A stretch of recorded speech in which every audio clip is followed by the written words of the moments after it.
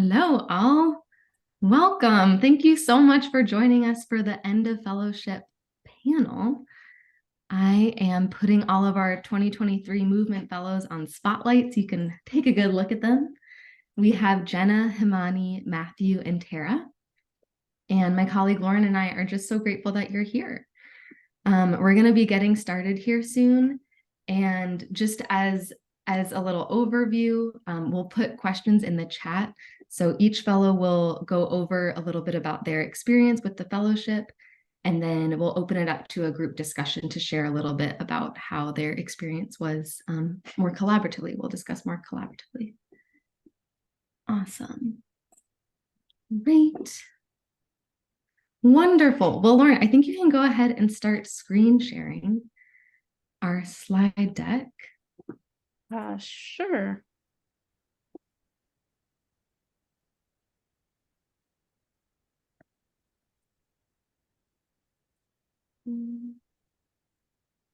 Okay. Okay, can y'all see my screen? Yes. Okay. There we go. I'm sorry. I am going a little slowly today. Okay, so thank you everybody for joining today. It's great to see so many people turn up, and we're very grateful for your time, especially at this very busy moment of the year. And yeah, we're happy to have you today to celebrate our fellows. So I'm going to give a little bit of a context of what the Maintainers Fellowship, what it is and how we came to create this model. I'm going to try to keep it brief because I realize that every time that I talk about the fellowships, I just go over time. So if anybody's interested in just hearing more about the model or how we've been designing it, just feel free to reach out. We're always happy to share our resources and how we came about this way of engaging people in working on maintenance. So the Maintainers started as a conference series in 2015, as many of you may know. And I'm not going to talk too much about the conference, but I'll try to say what happened in the conferences that made us think about the fellowships in the first place.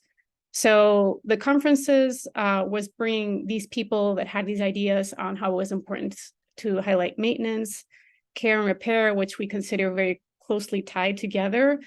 And we were trying to think of ways in which we could keep the ethos of the conference, but design something that was a little bit more sustained over time. And also thinking about ways that we could reward practitioners on the ground that were already working on these ideas about maintenance or these collectives on repair, but thinking of ways in which we could kind of deepen that relationship beyond like a presentation, but more like throughout the course of some time. So in 2021, we created the first fellowship, which was a summer fellowship. And what you see on my screen is like, that's part of the work that the summer fellowships carried out. They were working individually on different areas. We were working with people in Bangalore that were running repair cafes there. Another fellow was studying the management of coastal communities and receding coastal lines. And we also had another fellow that was studying indigenous technology and the uses of Adobe as an infrastructure, a sense of home, and kind of like studying all of these. Everybody was kind of coming together to study maintenance from their own particular perspective. And it was a great experience, but one of the feedback that we heard was that people would have liked to spend more time together and kind of work collectively. So in the second year, we had the Movement Fellowship, which was a little bit of a longer engagement. It was 1 year instead of a summer.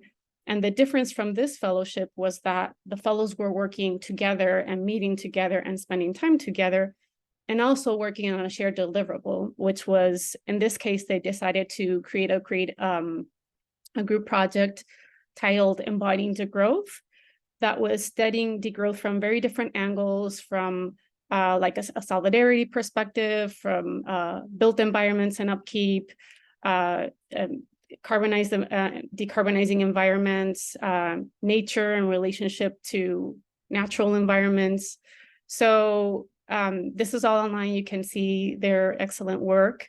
And it kind of what became clear is that there was a value of putting fellows together and having this shared space, which was also part of the first conferences, that it was very rich to have people from different disciplines, and having these the skill share and these spaces that otherwise would have not happened. So this year, 2023, we created a new iteration of the fellowship. And for this year, it was a slightly shorter fellowship. We started working with the fellows in the late spring, and we created different tracks based on the themes that had emerged from previous fellowship. So maintenance cultures was based on this tradition of repair collectives and people working on the ground on maintenance and care, community-led, very connected to right to repair cafes, so all of these very interesting initiatives that are happening all over the world. Then we had the localities track, which was more centered on governance and administration, how maintenance can be implemented across urban areas or rural areas, but how that is administered more from a policy level. Then workforce, which is a track that we developed in partnership with United Way for Alice, which is thinking about maintenance from the perspective of the maintenance workers and care workers that are the labor conditions and how they're living their lives with these roles.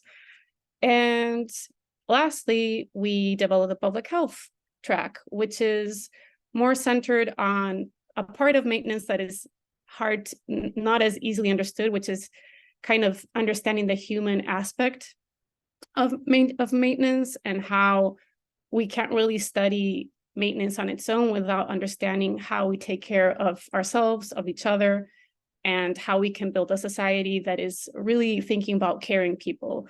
So it became clear that public health had to be a part of this. So I'm gonna stop here and I'm gonna pass it along to the fellows, and just to thank everyone for being here today, and thank you to the fellows. And yeah, and I think Imani is next.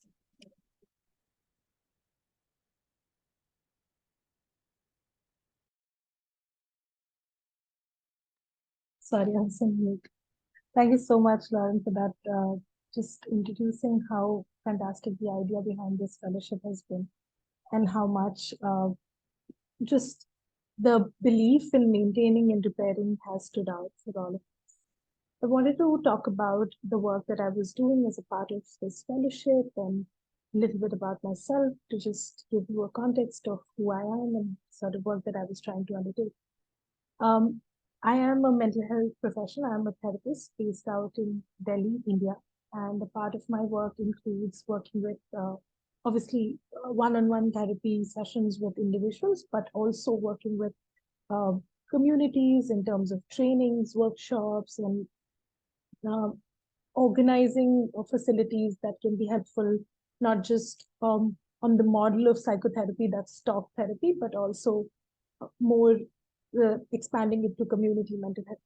So that's the sort of work I've been doing in my career. And as a part of that, in my fellowship, what I tried to undertake was studying the importance of helplines and hotlines as they stand out, especially for a crisis like the COVID-19 pandemic, and the role they played in just making sure that the care reaches a larger number of people and faster and in a more accessible manner. So I've been closely attached with these helplines in the course of this pandemic also, and I saw the sort of work that goes into just making them run, but also maintaining the quality and the protocols and making sure that the service that they promise is being delivered, and continuing that as time goes on.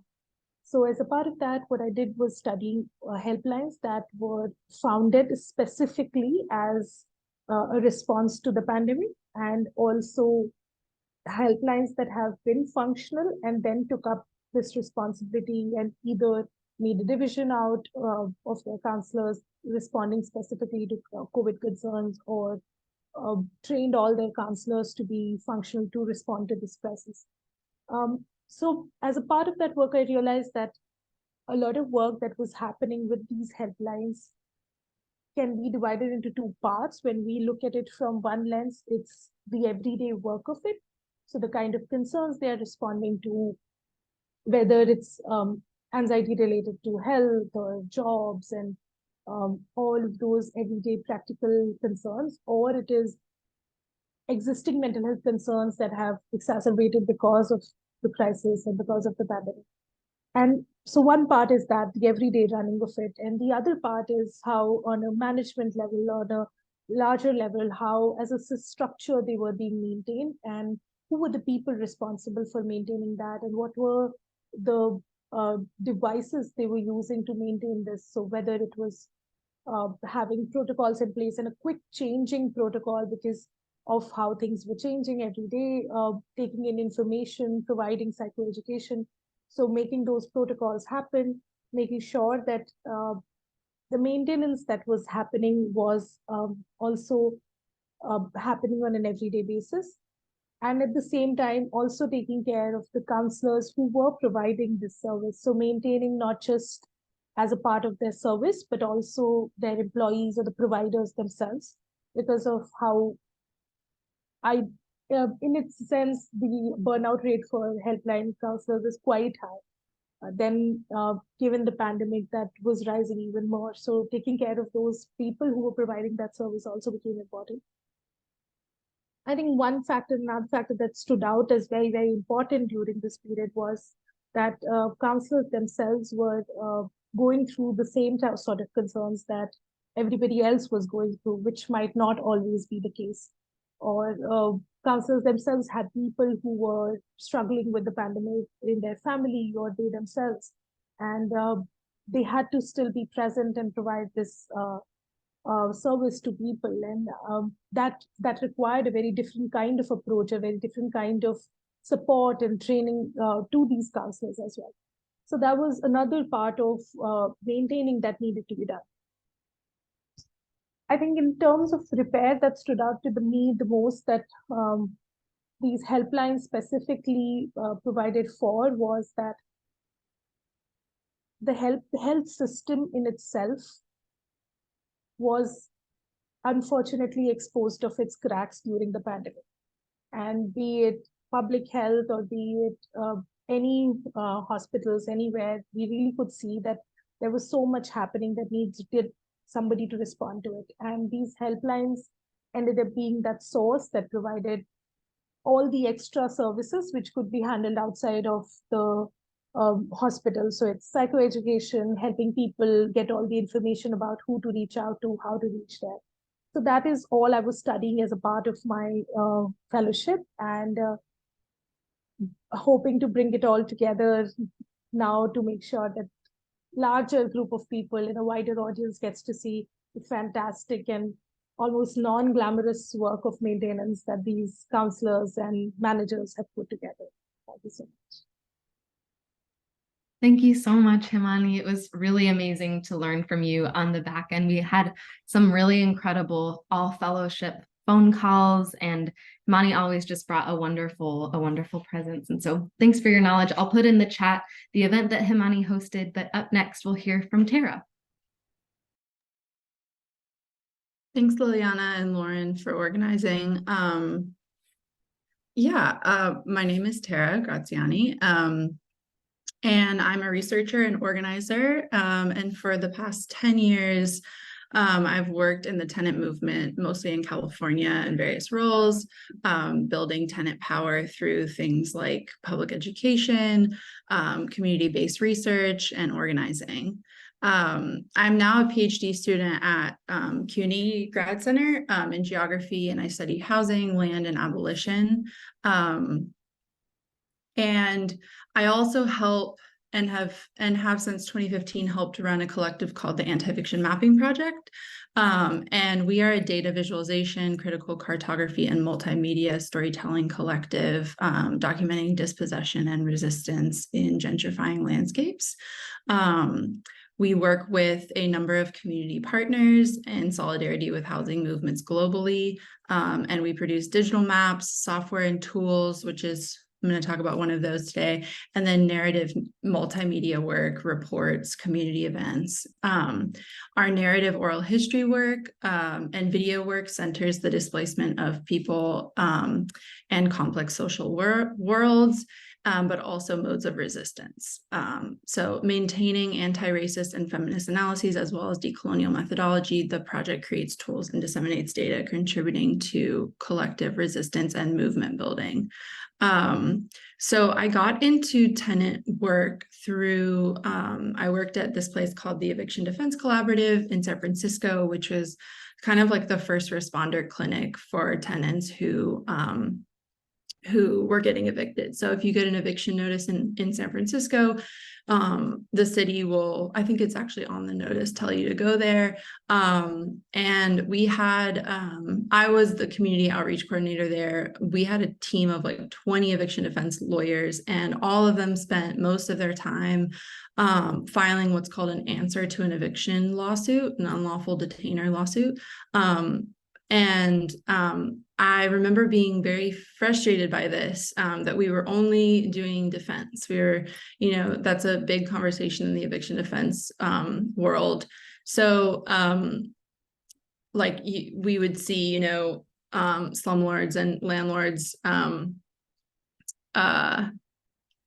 like perpetrating abuses against tenants plentifully, but rarely do tenant attorneys bring cases against landlords on behalf of like a group of tenants. And so this imbalance was something that I spoke to a lot of my coworkers about at the time. And I always wanted to work on something that would address this. And so fast forward to the start of the pandemic, the mapping project teamed up with the Debt Collective, which, if folks aren't familiar, they are a national debtors union, and they organize debtors unions for people with medical debt, student debt, and most recently rental debt. So during the pandemic, the Debt Collective, the Los Angeles Tenants Union, and the mapping project teamed up to make a toolkit called the Tenant Power Toolkit. It's a digital tool that if you get an eviction lawsuit, you can, the tool will help you answer it electronically in court. Maybe we can talk a little bit about this later on in the discussion, but I'm always cautious of developing tools, innovation over maintenance, right? We don't want to be replacing eviction defense attorneys, which we haven't. It still requires a lot of work on the part of eviction defense attorneys. Anyways, so thousands of tenants have used this tool since, and we then try to plug them in with tenant organizing. So though this tool on its face is a legal aid tool, we designed it always as an entry point to organizing. So to connect with tenants and then plug them in with organizing. And so during the pandemic, housing conditions worsened for tenants, particularly a lot of people lost their jobs and income and accrued. For the first time, tenants were sort of allowed to accrue rental debt. You couldn't get evicted for it, right? And so we were in this situation that was new for the tenant movement, and we're still navigating how to address that.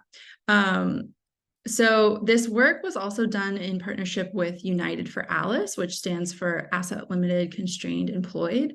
And ALICE research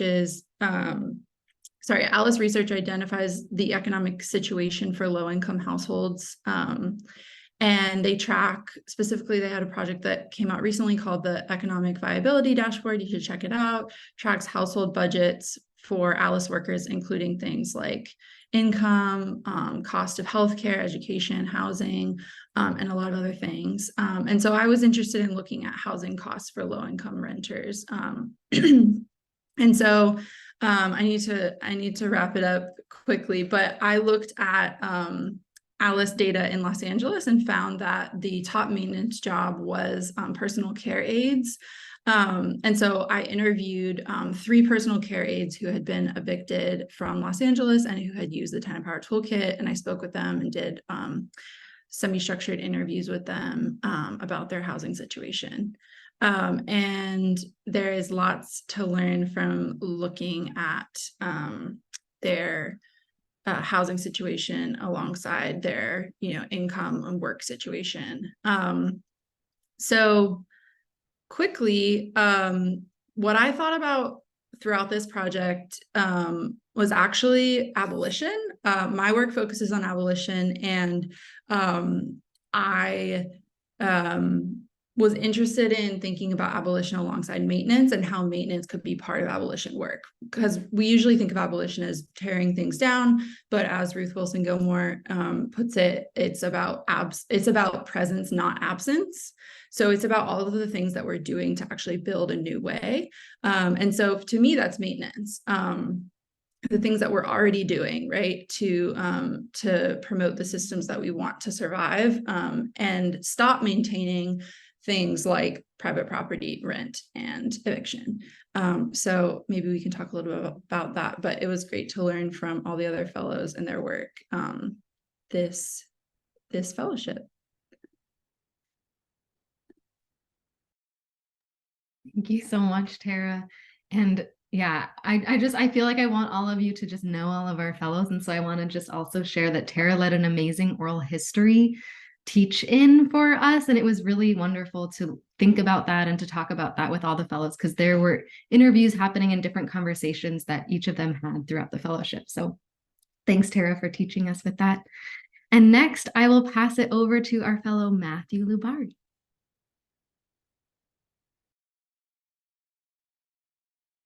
Hi, everyone. I'm super happy to be here today to talk about myself and what I've been doing in the maintenance fellowship. Thank you so much, Lauren and Liliana, for organizing this event. It has been wonderful. My name is called Matthew Lubari, and I'm South Sudanese, living as a refugee in Rhinocam Refugee Settlement. It's my second time being a refugee. My first time when I was a child, carried on the back, and the second time it was in 2016, and we came to Rhinocam. I work for Community Creativity for Development in the capacity of the director. My background is on IT, but I have been inspired more into technical work, that is repair and maintenance, where I never knew, how it could lead me up to where I am now, to speak to people and meet with great people from across the world. Was inspired by my dad, who used to repair his watch and radios, but sometimes he could, not able to fix the issues related to his devices, and that alone made me to develop interest in helping people, or in helping to teach people how they could repair and maintain their devices. And my work at Community Creativity for Development is to help teach young ones how they can repair and maintain their everyday items, including the community members, but also working as an activist in the area of promoting repair on mainly electronic items. Would like to briefly share with you our work and how we have been doing it, especially the Repair Cafes activities. I got to know about the Repair Cafe, the word Repair Cafe, in 2018 during a training which was held in the camp. And we tried a test of it one day, and we realized there was a lot of things that were in the hands of the community members, that needed you need to be fixed and cared for. So with that reason, it led us to form ourselves as a group of 3 youths. Me, myself, and my colleague, Edina Dawa, who is not present in this discussion, and one called Richard. So we decided to form ourselves despite all the challenges that we've been facing as refugees, and with a few tools that were managed to escape to it, and some which were donated to us after requesting or asking from colleagues from outside or from the global south.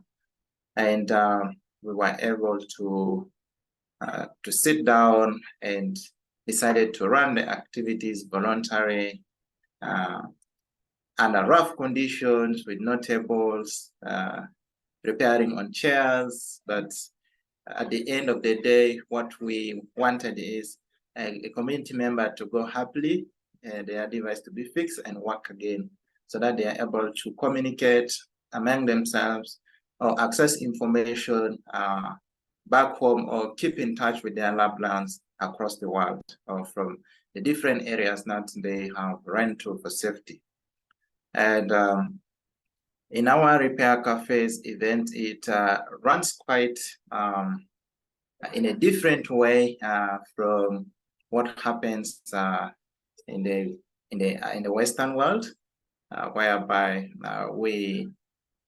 the hours tend to be more. For example, it runs for about 6 to 8 hours in a day, and we do it from Mondays to Fridays. Sometimes over weekends, we also do the repair activities. And we were able also to observe a group of women who had not one day even tried to repair a device. But of course, we were able to convince them to do a repair of things, for example, the electronics, because women have been having this challenge of fear and lack of trust on what they can do best.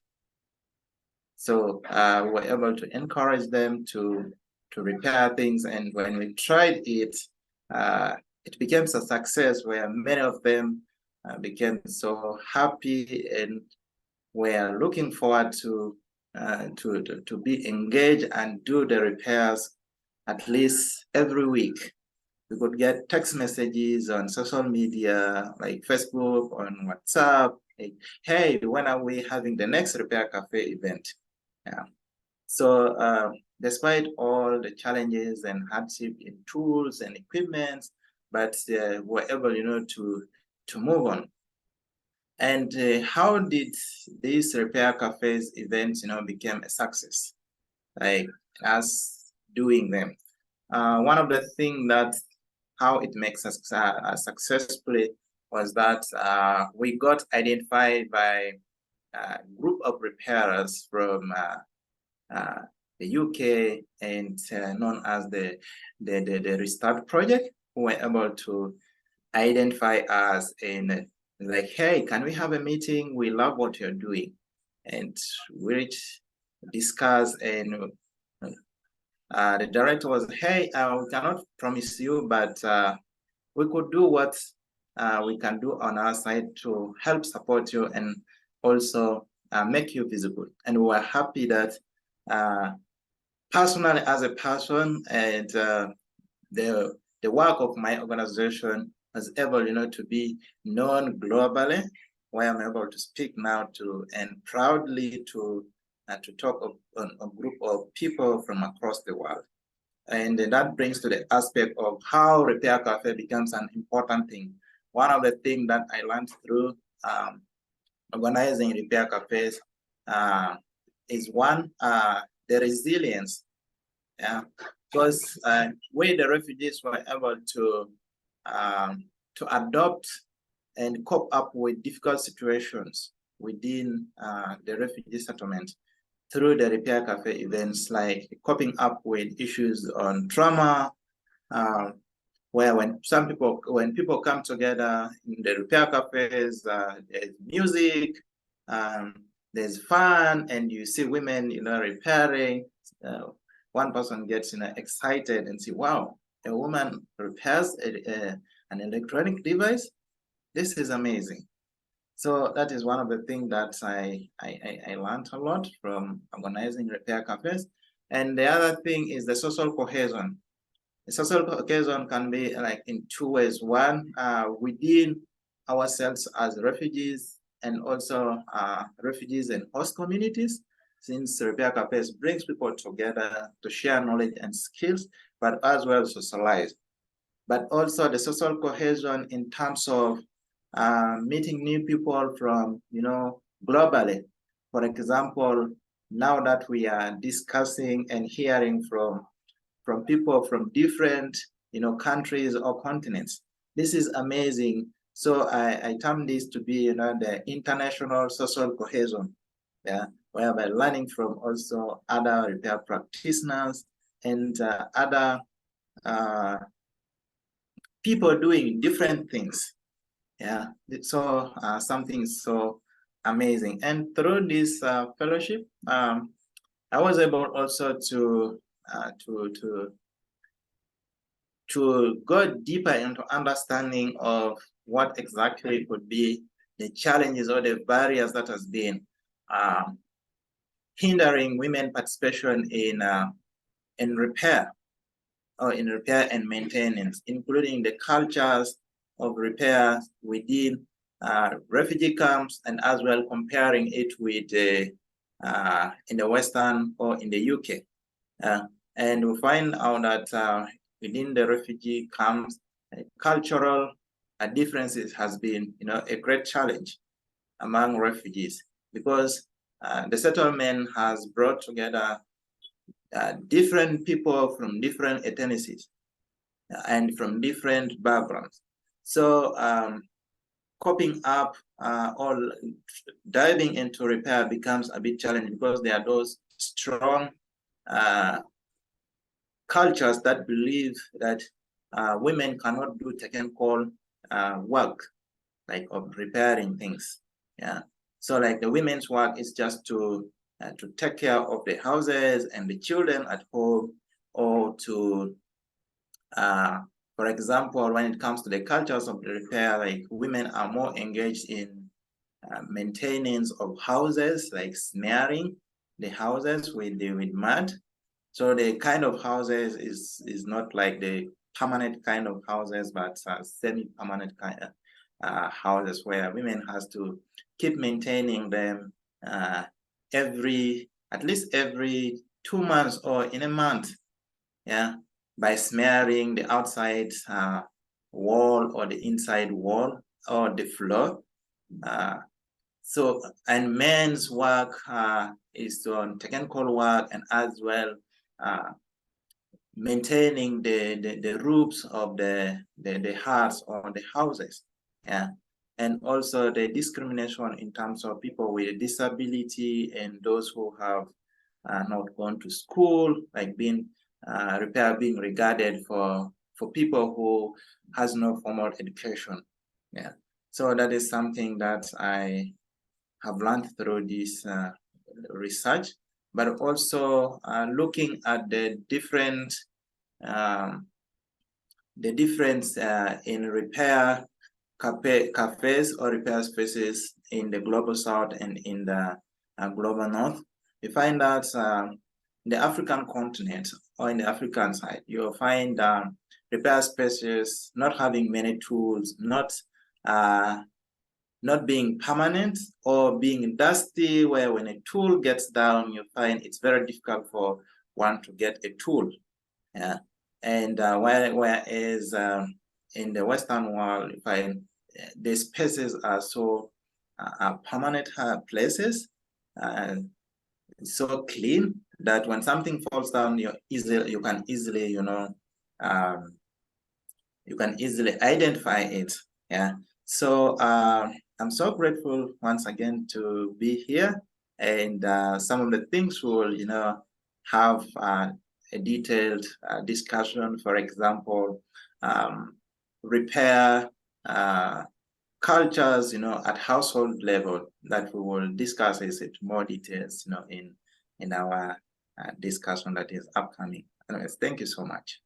Thank you so much, Matthew. Matthew is an incredible international weaver of repair cafes. So please check out some of the work that he has done, both in this fellowship, but also with the CC4D. So I've just linked that in our chat. Thank you so much, Matthew. And Jenna, we'd love to hear from you about your experience in the fellowship. Hi, everybody. I just wanted to first, as everyone else has done, just thank Liliana and Lauren for all the support that they've given over the past 6 months. I feel like this, especially coming from my background, which I'll get into shortly, it's been really nice to just understand at a kind of humanistic level the importance of repair and maintenance in architecture. So yes, I'm a master's student in architecture currently in my 3rd year, and I didn't really get into the repair space until I think the 1st year of my architecture, kind of at least my tenure in grad school for architecture, mainly because I found myself very dissatisfied with the ethos of innovation that comes with architecture and comes with any sort of like artistic or fine arts degree program that values originality over kind of like reuse and repair, right? And so after my 1st year in architecture school, I joined the staff at the Center for Zero Waste Design, which is a Brooklyn-based nonprofit. And it's one that focuses on the built environment's role in circular economy and waste disposal. Oftentimes when you talk about waste and you talk about landfills, there's a lot of onus that's placed on individuals, kind of our individual responsibility to recycle, our individual responsibility to reuse, when the landfills contain about like 3% of landfills are actually municipal solid waste, and the rest is a lot, more so about producer waste and waste that's kind of done in between kind of like the extraction and the consumer use. So essentially, this fellowship has allowed me to really more deeply understand the nuances of the circular economy, because my fellowship, Maintaining Localities, was focused mainly on the policy of repair, the policy of maintenance. And my focus for it was mainly on the circular economy, how it's been touted as this kind of like panacea or the silver bullet to new futures, without really exploring the deep nuances of what it means to actually reuse and remanufacture and circulate material in our economy. And also there's not really an environmental justice component to it, in addition to that. And so the research really was for me to not only understand how like politically circular economy and reuse work, but also what dimensions of recycling still kind of exacerbate environmental injustice issues, and how can circular economy, how can sort of developments in circular economy not reproduce those harms. We can talk more about that latter point in our discussion, but I also wanted to focus on what I've been producing for my fellowship. Essentially, I came into this wanting to understand how to scale up repair cultures from kind of like neighborhood and municipal scales to national scales. And through this fellowship, I pushed myself more into understanding what the circular economy looks like at different scales, as opposed to trying to scale up any kind of one model, essentially. And with that, understanding why circular economy at every level matters, right? Why it matters at the neighborhood scale, why it matters at the producer to producer scale, the business to business scale. And so a lot of my work was focused on interviewing people from different localities. So interviewing people from New York, and by people, I mean the organizations that are pushing for circular economy or like repair cultures. So repair cafes in New York and beyond, as well as people who are focusing more so on pushing deconstruction policy and deconstruction ordinances in different parts of the US. And essentially, I was really interested in this idea of, or rather the difference between a circular economy that's pursued morally. So, we must save our planet, right? Versus a circular economy that's based in necessity. So having no choice but to repair and to recycle and to reuse what you have because you don't have anything else. Or it's much more risky to produce kind of new virgin material than reuse. And so with that, that took me quite a lot of places. I mean, through interviews, it took me to Portland, Oregon, it took me to New Orleans, it took me to New York, but I also, through the fellowship, through the fellowship stipend, I was able to travel to Cuba to understand more so the circular economy by necessity and interview people on that realm to really kind of compare and contrast what is the motivating factor behind pursuing the circular economy at municipal scales.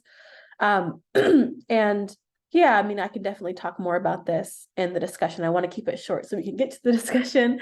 But I loved that this fellowship really opened my eyes to this concept of broken world thinking, which is a reframing of world order. Oftentimes we think about human innovation and human innovation and originality as like what pushes our society kind of forward, whereas really what pushes our society forward is a lot of things breaking, decay, degrowth. And that's been kind of like my focal point for this entire fellowship. So thanks again, Liliana and Lauren, and excited to jump into discussion. Yeah, thank you so much, Jenna. And Jenna had a wonderful circular economy event with wonderful panelists, also just speaking to those different scales. So now we're going to open up into some questions for you all. Thank you so much for sharing. It really has been such a joy to spend time with you all this year. And so please if you have questions for the fellows, please feel free to put them into the chat. And to start off, maybe we could just do a quick round of each of you sharing what the fellowship experience was like collectively. Like, how was it to hear about maintenance in each of these 4 different pathways? And how did spending time together help you in your individual projects?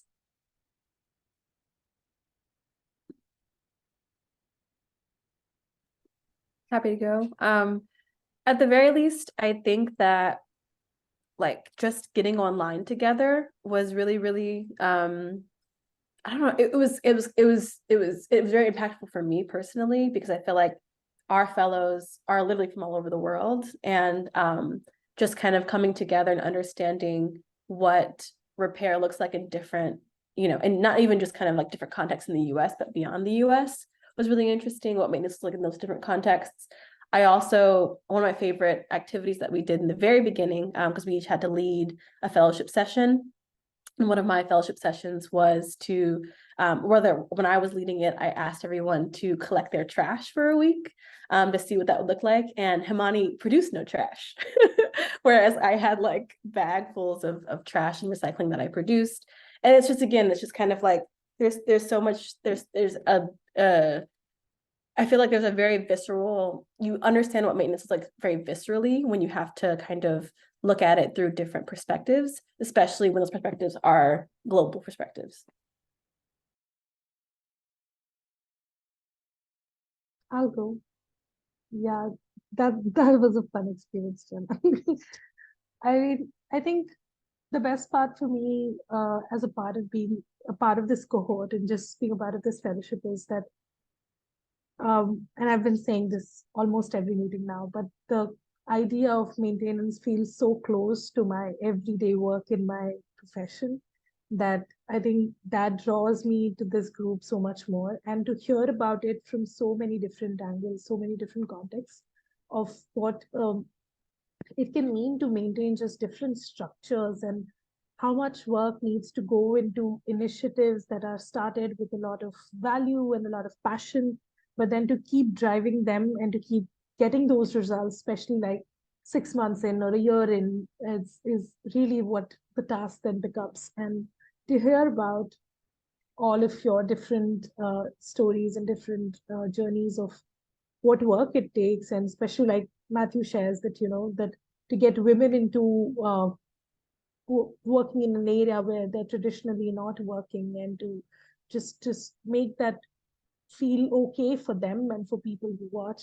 And all of these experiences just bring out the similarities of our contexts and the differences. And I remember when Tara was taking a session on, how evictions work in the US, and I was a little bit blown away by the fact that there is absolutely nothing that on a government level that talks about evictions or controls evictions in my country. And just those differences and similarities are so prominent, but the fact that all of them need ideas and vision to keep doing as much as they need funds and resources, but to have a space to utilize those resources is equally as important. And it has been lovely to hear from all of you about that. I can go next. Thanks, Jenna and Amani. I think for me, like, and I think you can kind of see it in this list that Lauren just put in the chat. I felt like each of our sort of skill shares or meetings that each of us led, and just talking to you all throughout the fellowship, like I really appreciated the focus on like the intimate spaces, like the domestic space. For me, that was really productive to see like these and like collective work and like community building in different sorts of domestic spaces, like whether it's trash in your home or fixing fixing things, or like hotlines and mental health. I think I appreciated that, it didn't all scale out to the like most abstract or general, and I really got to see some like intimate forms of maintenance and hear about how those work. And yeah. Thanks, Tara. Matthew, I'll pass it to you. Oh, yeah, thanks. I think I'm going to be a little bit brief. Most of the things being shared. In particular, this fellowship has brought a lot of learning and skill sharing. And one of the things that is still in me that I got during the interactions that we had and the check-in meetings that we had, especially a topic that Himani is being working on, especially on the mental maintenance thing, which I have really, taken it up and seeing that how we could incorporate this into our repair cafes. But also indirectly, I realized that indirectly we have been having this mental maintenance, especially through programs like playing music during repair cafes events, where some people who are not coming, who are not bringing their things to be repaired, but they are coming, when they hear the music and they get relief from their mental issues that have been bothering them. So that intersection alone has really been helpful, and the kind of networking and meeting of people across the world from different fields. Yeah, many researchers, and learning from the fellows like from USA, especially there are many insights that were shared during our conversations that has really helped me, and was looking ahead of as for now, we are in the global south, we are in a state of development, like trying to transist from damages of conflict to to development. So there is not being so much on sustainability issues, and in these fellowships, it makes me mirror how when we devolve, how do we even maintain our continent, or how do we maintain ourselves? Yeah. And one of the discussions, and I still remember on how much time even us individually put in order to maintain our waste within our households. Yeah. So that's why I say there's so much, learning, and as well the social cohesion, globally. Thank you. Over to you, Alora. Thank you so much for these reflections. It feels really nice to hear. And I'm seeing in the chat 2 more questions. This one is to you directly, Jenna, but from Nathan Proctor, our Maintainers Advisory Board member. Thank you, Nathan. Says, really curious about what Jenna thinks about moving people to a more circular model without crisis or failure or immediate necessity. Do you see that as possible? What are the models that seem to hold promise? Yeah, I feel like this question is, I want to kind of like challenge the question a little bit, because I think that oftentimes especially when we use words like global north, global south, there's kind of like a flattening, or like establishing a monolith of like shared experiences across these like large continents. And I believe that the world is ending every day. There's crises every day. If you were to see New York as a place that is not currently experiencing a crisis, for example, like an immediate crisis to need a push towards a circular economy, I'd say that's very wrong. If you look at if you look at Harlem or in the Bronx, or like Asma Alley, for example, that's currently in the Bronx that's caused by just like an onslaught of like large trucks kind of coming through or rather establishing a highway in that area that forces people who live in that area to breathe in toxic pollutions. That's happening, right above me currently. And so I think it's not a matter of how do we understand circular economy in a moral economy where it's like, no, crises are happening every day. Crises that are being framed as global south crises are happening in the global north. And it's kind of just like, and that's why there's that constant adage of when we push for abolition, or we push for liberation for the most marginalized people, everybody will win, right? And so that's happening right now. And I believe that the main model that I've seen working in terms of understanding the importance of repair and the importance of reuse is honestly through getting involved very locally. Like oftentimes people frame like composting initiatives, community gardens, thrift stores as like non-scalable when you're thinking about the major issue of how much product we have in the world and how much of that is ending up in landfills. But the kind of benefit of having these community organizations that work at the kind of direct need level, they force you to contend with these questions a lot. And so the model that I think is very effective for getting people on board is 2 parts. It's one part just getting involved in your local community garden, or getting involved with gardening and understanding like how your food waste scraps can go to producing life, how your waste can go to producing new life. But also it's definitely on the producer scale where you see like deconstruction ordinances that help prevent demolitions that kind of lead a lot of kind of old historic buildings to be in the landfill. But also just really focusing on like a lot of these issues are very much like dual issues. So trying to control against the amount of kind of consumerism when it comes to Amazon is another way to kind of like promote reuse cultures where we don't have access to such immediate kind of novelty. We're forced to contend with our current resources. So a lot of these are dual issues that have to be kind of pursued in conjunction with one another. Thanks so much, Jenna.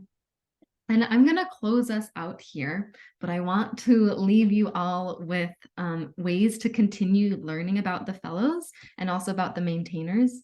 We'll be continuing programming next year. And so to stay up to date with the maintainers, please follow us on social media and on the newsletter and our community listserv. And with that, I just want to say a huge thank you to Jenna, Himani, Matthew, and Tara for all of your work this year. Big thank you to my colleague Lauren, and thank you so much all for joining us today. We look forward to being in touch with you all soon. Thank you so much. And we're happy to share out our information if people have more questions for us.